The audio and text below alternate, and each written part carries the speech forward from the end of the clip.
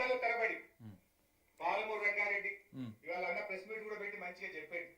పాలమూరు రంగారెడ్డి 80% పూర్తయింది, trial run అయిపోయింది, నీళ్ళు వచ్చినాయి బయటకు. కేవలం ప్యాకేజ్ 3లో రాళ్ళు వచ్చినాయి కొద్దిగా, ఒక 3-4 కిలోమీటర్లు ఆ రాళ్ళు బ్లాస్ట్ చేసి కెనాల్ త్రూ చేయాలి అంతే. టనల్ అయిపోయింది, పంప్ హౌస్ అయిపోయింది, సబ్ స్టేషన్ అయిపోయింది, ఎవ్రీథింగ్ ఈజ్ రెడీ. జస్ట్ 4-5 కిలోమీటర్లు ఆ రాళ్ళను బ్లాస్టింగ్ చేసి కాలువ త్రూ చేస్తే పాలమూరు జిల్లాలో 50 టీఎంసీల నీళ్లు మనం నింపుకునేది ఉండే వానాకాలంలో.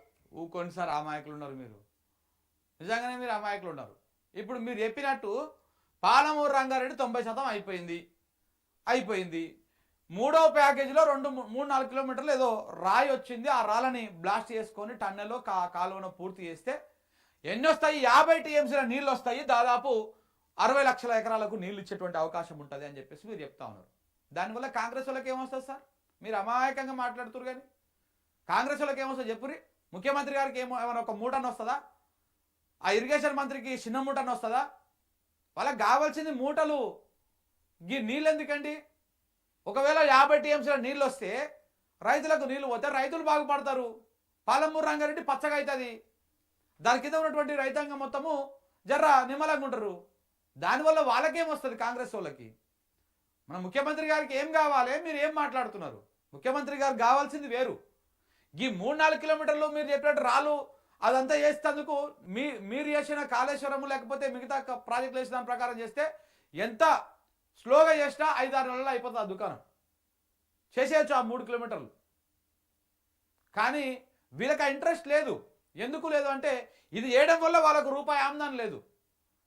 అదే కొడంగల్ లిఫ్ట్ కొత్తగా స్టార్ట్ చేసిరనుకో, మెగా కృష్ణారెడ్డికి ఇవ్వచ్చు, అలాగే ఇంకొక మంత్రి గారికి ఇవ్వచ్చు, వాళ్ళు కలిసి పంచుకోవచ్చు. అందులో ఏమన్నా 1000-2000 మిగిలితే గిల్ల ఏం మిగులుతాయి? గిది వేయడం వల్ల ఏమొస్తుంది? తెలంగాణ ప్రజలకు నీళ్ళు వస్తాయి అంతే, దానికి మించి ఏమొస్తుంది చెప్పండి? సో కాబట్టి వాళ్ళు చేయరు ఇట్లాంటివన్నీ. పాలమూరు రంగారెడ్డి కానీ డిండి లిఫ్ట్ ఇరిగేషన్ కానీ రెడీ అయి కూర్చున్నాయి, ఆడ రెడీ అయి కూర్చున్నాయి. నీళ్ళు మనకు ఎక్కడికి వెళ్ళి రావాలనో ఎటుకెళ్ళి రావాలనో అంతా రెడీ అయి ఉన్నది. కానీ వీళ్ళు మాత్రం చేయరు. 2 సంవత్సరాల దగ్గర వస్తున్నది, చేసే ఉద్దేశం ఉంటే చేస్తోళ్ళు. రెడీ అయిన దానికి పోయి జెండా ఊపి ప్రారంభించడానికి కూడా ఆలోచన చేస్తూ ఉన్నాడు. ఎందుకంటే ఇన్ని రోజులు ఖాళీగా పెట్టిననుకో, ఇగో ఇన్ని సంవత్సరాలు మనం మేము పనిచేస్తున్నాం, మేమే ప్రారంభించడం మొత్తం పూర్తి చేస్తామని చెప్పడం కోసం ఇట్లా పెండింగ్ పెట్టుకుంటూ వస్తున్నాడు అన్నమాట. ఏడాది అర్థమైంది. 3-4 కిలోమీటర్ల కాలువలు, వట్టంలో 16 టీఎంసీలు, కనమలలో 15 టీఎంసీలు, మొత్తం 50 టీఎంసీల నీళ్లు మనం నిలుపుకునే అవకాశం ఉండే కదా. మీకు తెలియదు అట్లా 50 టీఎంసీల నీళ్లు మనం నింపుకుంటే మరి కింద చంద్రబాబు ఉన్నాడు కదా, చంద్రబాబుకు నీళ్ళు ఇవ్వాలి కదా. మనం ఇక్కడ ముఖ్యమంత్రిగా కూర్చున్న దేనికోసం సార్? దేనికోసం? తెలంగాణని ఎండబెట్టాలి, ఏపీని నిండబెట్టాలి, చంద్రబాబుకు మంచిగా అన్ని దోష పెట్టాలి. అదే కదా ఇప్పుడు బనకచర్ల మీద మాట్లాడుతున్నాడా మన రేవంత్ రెడ్డి? ఏదైనా సమీక్ష చేసిండా? అందాల పోటీల మీద సమీక్ష చేయనీకి ఆయనకు తెల్లారక ముందుకే 10 గంటలకే వచ్చి కూర్చున్నాడు పోలీస్ కమాండ్ కంట్రోల్ సెంటర్లో. కానీ బనకచర్ల మీద ఒక రివ్యూ పెట్టిండా? ఏదైనా మాట్లాడిండా? ఎందుకంటే చంద్రబాబు నాయుడు కాబట్టి, అది గోదావరి జిల్లాను ఎత్తుకపోతేందుకు వాళ్ళు చేస్తున్నటువంటి కార్యక్రమం కాబట్టి దాని మీద మాట్లాడితే వెంటనే కుర్చీ వీక్తారు, అంత ఆగం చేస్తారు. కాబట్టి నా కుర్చీ నాకు కావాలి, తెలంగాణ నీళ్లు పోతేంది, తెలంగాణ ఎండిపోతేంది, జనాలు దస్తేంది, వాళ్ళు ఏమైతేంది, నాకు మాత్రం కుర్చీ కావాలి. ఈ కుర్చీ కోసం మాత్రమే ప్రయత్నాలు చేస్తూ ఉన్నాడు. మీరు అన్నట్టు 50 టీఎంసీలు ఇక్కడనే పాలమూరు రంగారెడ్డిలో, నార్లాపూర్లో, లేకపోతే దీంట్లో ఆ రిజర్వాయర్లు నింపి 50 టీఎంసీలు పెడితే ఏపీకి ఎట్లా పోతాయి? నీళ్లు పోవు కదా. మన 50 టీఎంసీలు వాళ్ళకి దోష పెట్టాలి, అందుకనే సైలెంట్ కూర్చున్నాడు అన్నమాట.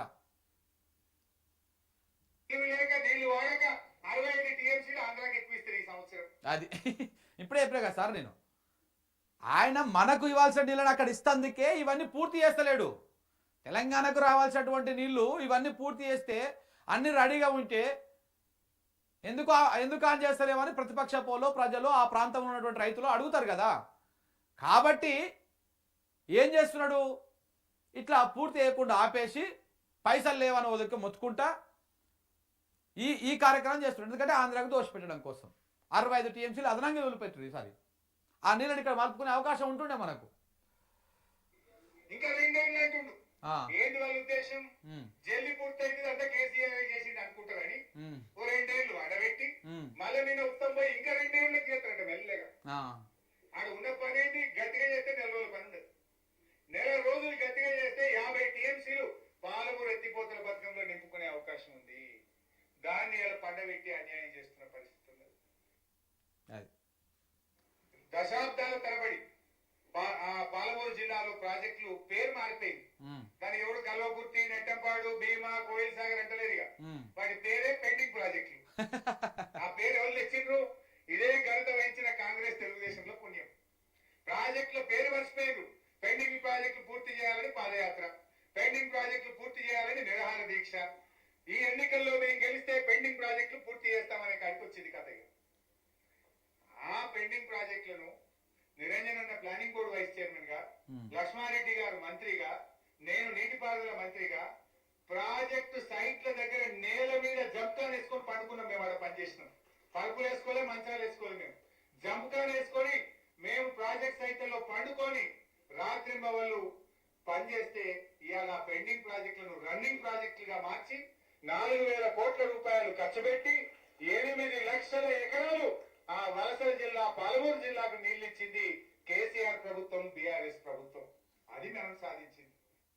అది సో కాంగ్రెస్ టీడీపీ హయాంలో తెలంగాణలో మిగిలిపోయినటువంటి ప్రాజెక్టులన్నింటికి పెండింగ్ ప్రాజెక్టులని పేరు పెట్టేవాళ్ళు. ఆ పేర్లను కూడా మర్చిపోయారు అని చెప్పేసి చెప్తాను. నిజమే, అది కూడా వాస్తవమే. అసెంబ్లీలో స్పీచ్ ఇచ్చాడు ఉత్తమ్ కుమార్ రెడ్డి. ఏం చెప్తారా బడ్జెట్ లో? నేను కూర్చొని మంచిగా రాసుకున్నా. ఏం చెప్పిండు? మొదటి సంవత్సరంలోనే 6 ప్రాజెక్టులు పూర్తి చేస్తా, 6,50,000 ఎకరాలకు నీళ్లు ఇస్తా, మాది పనిచేసే ప్రభుత్వం, మాది చేతుల ప్రభుత్వం, మేము ఇంతగా పనిచేస్తాం అన్నారు. ఏడాది అయిపోయింది. మొన్న మళ్ళీ బడ్జెట్ పెట్టారు. ₹1 తీస్తే ఏమో చేసిందా పుస్తకం అంతా చదివి ఏమన్నది? ఒక్క ప్రాజెక్టు పూర్తయింది లేదు, 1 ఎకరానికి వచ్చింది లేదు. అలా బడ్జెట్ కూడా కేటాయించారు, చెప్తారు మాటలు అంతే, బడ్జెట్ కూడా ఉండదు. నేను లేచి అడిగినా, ఏమైనా పోయినసారి అసెంబ్లీలో 6,50,000 ఇస్తాంటివి, 6 ప్రాజెక్టులు పూర్తి చేస్తాంటివి, మరి ఏది పూర్తి చేసినావో, ఏడ నీళ్ళు ఇచ్చినావో చెప్తావా అన్న. మాట్లాడుతూ మళ్ళీ కాలిగా ఎందుకేసుకున్నాడు, పోగుడే పోడు బయటికి మాట్లాడలేదు. ఇది వాళ్ళ కథ. నువ్వు అపోజిషన్ లో కూర్చున్నప్పుడు మస్తుగా నరకచ్చు, చేస్తే తెలుస్తుంది. మరి 6,50,000 అన్నోళ్ళకి 65,000 ఎకరాలకు అన్నియచ్చు కదా. పోనీ 6,000 ఎకరాలకు అన్నియచ్చు కదా.